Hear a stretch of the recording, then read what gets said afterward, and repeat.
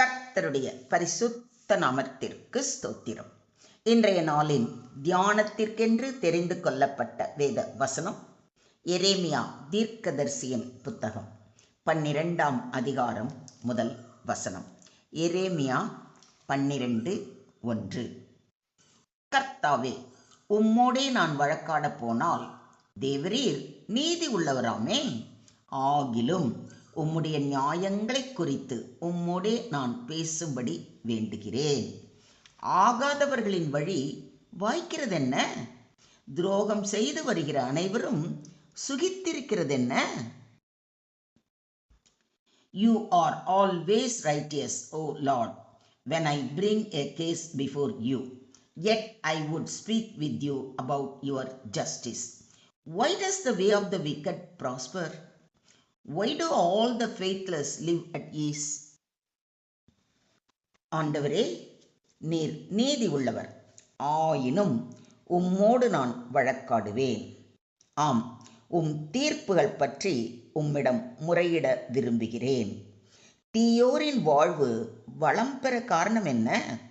நம்பிக்கை துரோகம் செய்வோர் அமைதியுடன் வாழ்வது ஏன்? ஆமென். இன்றைய தியான வசனத்தில் எரேமியா தீர்க்கதரிசி தேவனுடைய நீதியை மறுக்கவில்லை, மாறாக நீர் நீதி உள்ளவர் என்று முதலில் அறிக்கையிடுகிறார். ஆனால் தனது மனதில் எழுந்த ஒரு ஆழமான கேள்வியை தேவனிடம் நேர்மையாக கேட்கிறார். அவருடைய கேள்வி, தீயவர்கள் ஏன் செழிக்கிறார்கள்? துரோகிகள் ஏன் சுகமாக வாழ்கிறார்கள்? இந்த கேள்விகளுக்கான பதில் என்ன? இதிலிருந்து தேவன் நமக்கு போதிப்பது என்ன என்பதை குறித்து சற்று ஆழமாக தியானிப்போம். எரேமியா கேட்ட இந்த கேள்வி எரேமியாவுக்கு மட்டுமல்ல, இன்று பல விசுவாசிகளின் உள்ளத்திலும் எழும்புகிறது. ஏன், இப்போ நீங்கள் கூட யோசிக்கலாம்ல, நியாயம்தானே? துன்மார்க்கர்கள் எல்லாம் நல்லா தான் இருக்கிறாங்க, நல்லவங்க எவ்வளோ கஷ்டங்கள் அனுபவிக்கிறாங்க அப்படின்னு நீங்கள் யோசிக்கிறீங்க இல்லையா?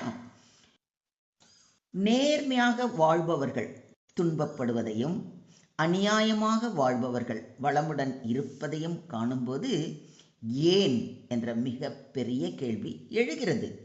ஆனால் எரேமியா மனிதர்களிடம் முறையிடவில்லை, தேவனிடமே தனது கேள்வியை எடுத்துச் சென்றார். இதுவே உண்மையான விசுவாசத்தின் அடையாளம். இந்த அதிகாரத்தின் பின்பகுதியில் தேவன் தம்முடைய காலத்தில் நீதியை நிறைவேற்றுவேன் என்றும் பொறுமையுடன் காத்திருக்கும்படி எரேமியாவை ஊக்குவிக்கிறார். தேவனுடைய காலமும் நீதியும் ஒருபோதும் தவறுவது இல்லை.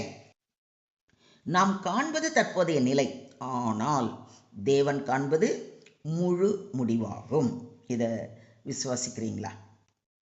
துன்மார்க்கரின் வாழ்வை நான் காண்கையில் வீம்புக்காரராகிய அவர்கள் மேல் பொறாமை கொண்டேன் என்று ஆசாப் கூறுவதை சங்கீதம் 73:3 வாசிக்கிறோம். ஆசாப்பும் எரேமியாவைப் போலவே இந்த கேள்வியை கேட்டார்.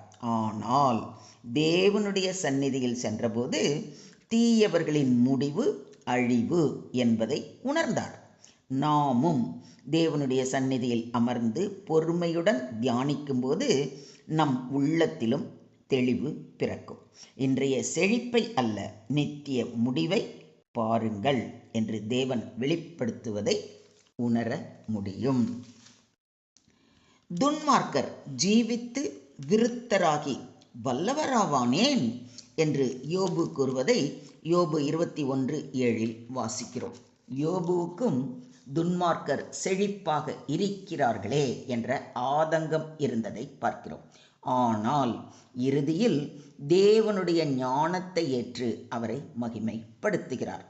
தேவன் ஏற்ற காலத்தில் அவனவன் கிரியைக்கு தக்க பலனை அளிக்கிறார் என்பதை உணர்ந்து அவர்கள் கிரியைகளை அவர் அறிந்தவரானபடியால் அவர்கள் நசுங்கி போகத்தக்கதாய் ராக்காலத்தில் அவர்களை கவிழ்த்து போடுகிறார் என்று கூறுவதை 34ஆம் அதிகாரம் 25ஆம் வசனத்தில் வாசிக்கிறோம்.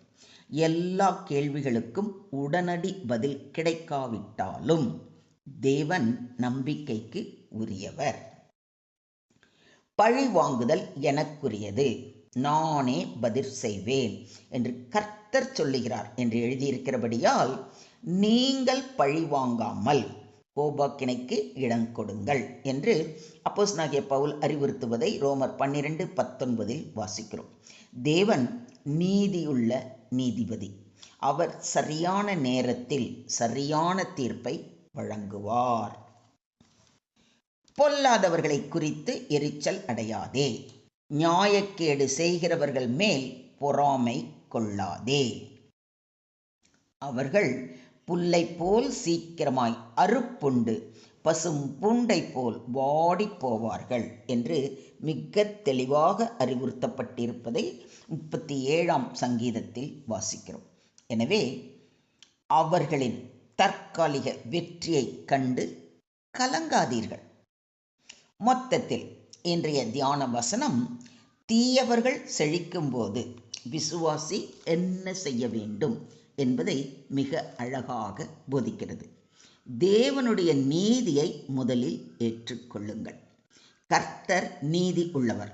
விசுவாசத்தின் அடித்தளம் தேவனுடைய நீதியே.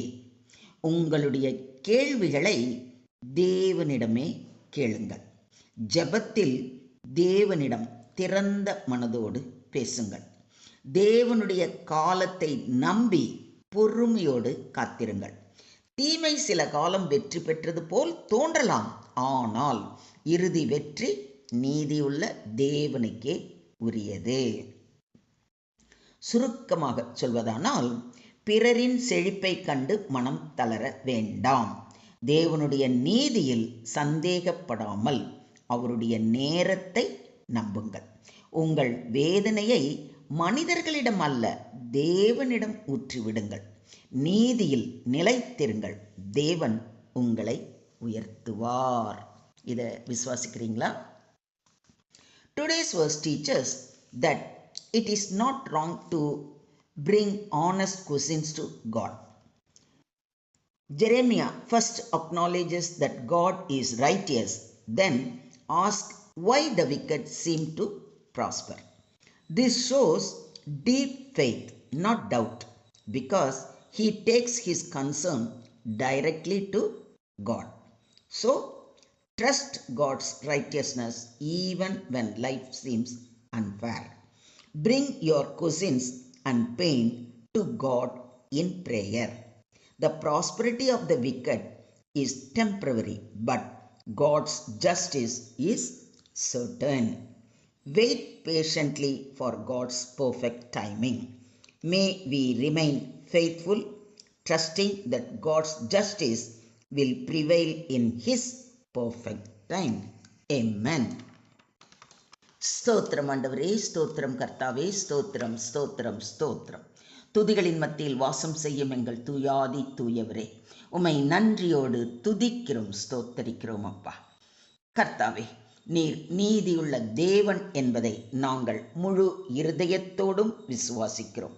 சில நேரங்களில் தீயவர்கள் செழிப்பதையும் நீதிமான்கள் துன்பப்படுவதையும் காணும்போது எங்கள் மனம் கலங்குகிறது. அப்படிப்பட்ட நேரங்களில் உம்முடைய நீதியையும் காலத்தையும் நம்புகிற விசுவாசத்தை எங்களுக்கு தாரும். எங்கள் எல்லா கேள்விகளையும் உம்முடைய பாதத்தில் வைக்கிறோம். எங்களை பொறுமை உள்ளவர்களாகவும் நீதியில் நிலைத்திருப்பவர்களாகவும் மாற்றும். தீமையால் சோர்ந்து போகாமல் நன்மை செய்வதில் உறுதியாய் இருக்க கிருபை தாரும். எங்கள் வாழ்க்கையில் உமது சித்தம் நிறைவேறவும் உமது நாம மகிமைக்கு நாங்கள் சாட்சியாக வாழவும் எங்களுக்கு அருள் புரிய வேண்டி எங்களை முற்றிலுமாக தாழ்த்தி உம்முடைய கரங்களிலே தாழ்மையோடு ஒப்பு கொடுக்கிறோம். நீங்க பொறுப்பெடுத்துக்கோங்க, நீங்க வழி நடத்துங்க. சகல துதி கன மகிமை யாவையும் ஒருவருக்கே செலுத்துகிறோம். மீட்பர் இயேசுவின் மூலம் ஜெபம் கேளும் எங்கள் ஜீவனுள்ள தகப்பனே. ஆமென்.